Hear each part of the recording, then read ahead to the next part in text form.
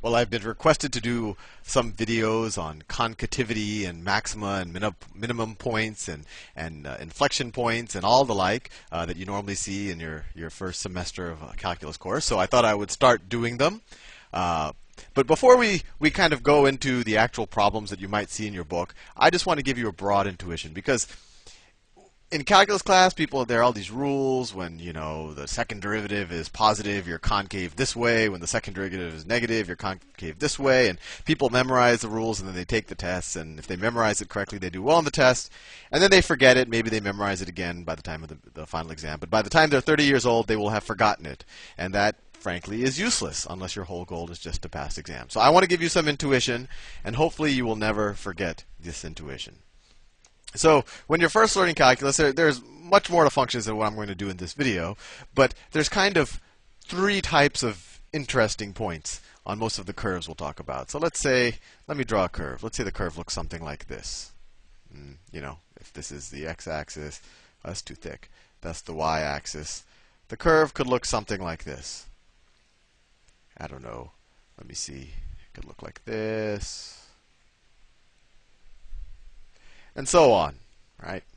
And if you have a curve like this, and you'll see all sorts of curves when you do your calculus, and because you have multiple degree polynomials, etc.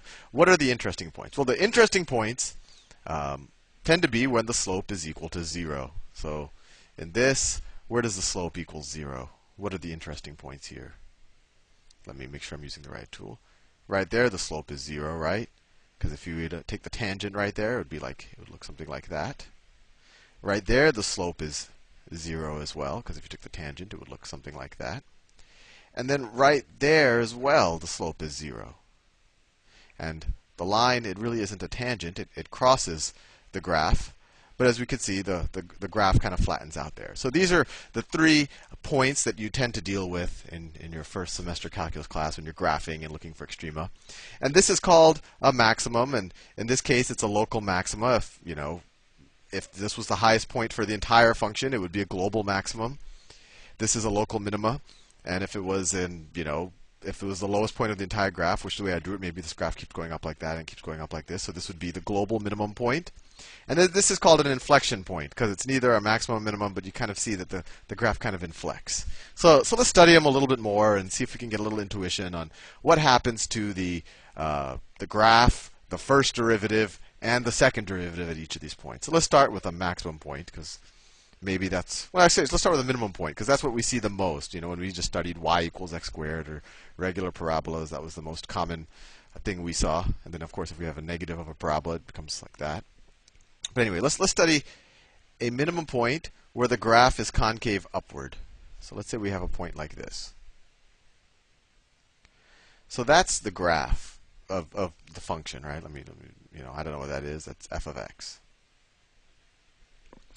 So what is happening to the slope as we go from, roughly from here to there? Well, let's try a few points and see if we can, by drawing the tangent lines, we get an intuition for the slope.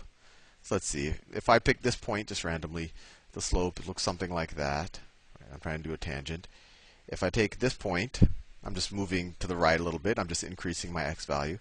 The slope will look something like that.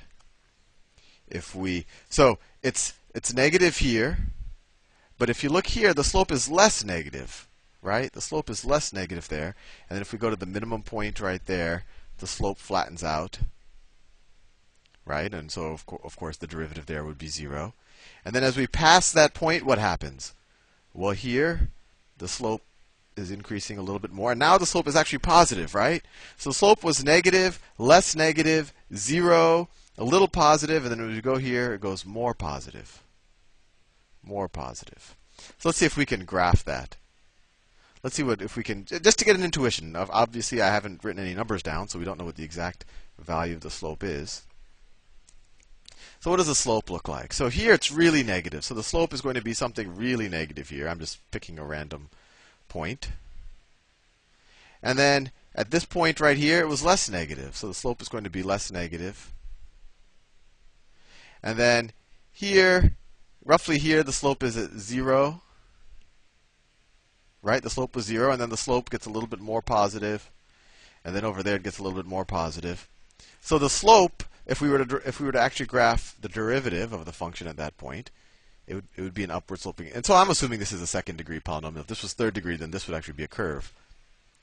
So the slope will actually look something like this.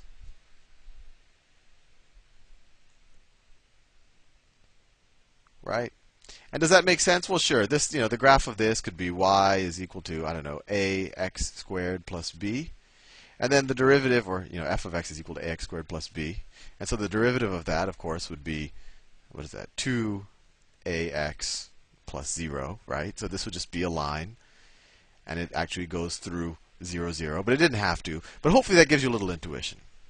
But now let's move to the second derivative. So the slope of the slope. Let me draw it down here. The second derivative. My wife is coming home, so I have to finish these videos before she gets here. Otherwise, I have to continue it tomorrow. Let's see, she called 5 minutes ago, so I have to hurry. Anyway, so this is f prime prime of x, or the second derivative. So what's happening to the second derivative here? Well, the second derivative is just the slope of the derivative. So what's the slope? Well, it's just a constant. In this case, it's just a constant upward moving slope, right? So the second derivative, actually, if we were to just evaluate that, it would be 2a. So it's going to look something like this, and it's going to look, it's just going to be a constant number, and it's going to be positive, right? So in general, when people, when you study your extrema points and say whether it's a minimum or a maximum, et cetera, the way that you think about it is, well, if it's a minimum point like this. If it's a minimum point, what is happening to the slope around it? Well, the slope has to be constantly increasing, right? Even though, for example, as we go from here to here, the value of f of x is decreasing, the rate at which it's decreasing is getting less. So the slope is actually increasing. It's getting less and less negative, and then it increases even more. So you know you're at a minimum point when the slope is increasing. And similarly, you know that it's concave upwards when the second derivative is positive. So hopefully that helps you a little bit get the intuition of what happens when you're at a minimum point and you're concave upwards. Well, what happens when you have the opposite? Well, pretty much everything becomes the opposite. Let's say that this is your curve. I don't know, and this is the x-axis. If that's your curve, well, here you have a very high slope. Then your slope becomes a little bit less. Then it becomes 0. Then it becomes a little bit more negative. Then it becomes more negative, right? And then it goes more negative. The rate of the slope becomes more and more negative the whole time that we're kind of going through this maximum point or this concave downward. So what will the slope look like? Well, in this example, if I were to draw the derivative, the slope is going to look something like this, right? Because back here, the slope is actually a really high number. It's going to be up here. And then as we get close, as we move further and further, increasing values of x, the slope decreases. It becomes 0 right around here. And then it just keeps decreasing. And then similarly, if we were to draw the second derivative, what will that look like? Well, the second derivative is just going to be the slope of this function. So it's just going to be a negative number if we assume that this is constant. So if this is the x-axis, the second derivative is going to be something like that. It's going to be some negative number. I'm assuming this is 0, 0. Anyway, I'm about to run out of, well, I'm not about to run out of time, but I think I don't want to rush it. So that's the maximum and minimum points. And in the next video, I'll give you a little intuition on what happens with inflection points. And then we will do a bunch of examples that you will normally see in a calculus textbook. But I just wanted to do this for you because there's nothing magical about a lot of the rules that you will learn. Where they say, oh, you take the second derivative, and if the second derivative is positive, it's concave upwards, and if the second derivative is negative, it's concave downwards, and you might, fill your brain with all of these memorizations. But it's hopefully, if you think about it this way, fairly intuitive. And it hopefully should be fairly intuitive that whenever the first derivative is 0, your slope is 0, and you're at a point that is interesting, at least in this context. But anyway, I will do the next video on inflection points, and then I will do a bunch of actual problems. See you soon.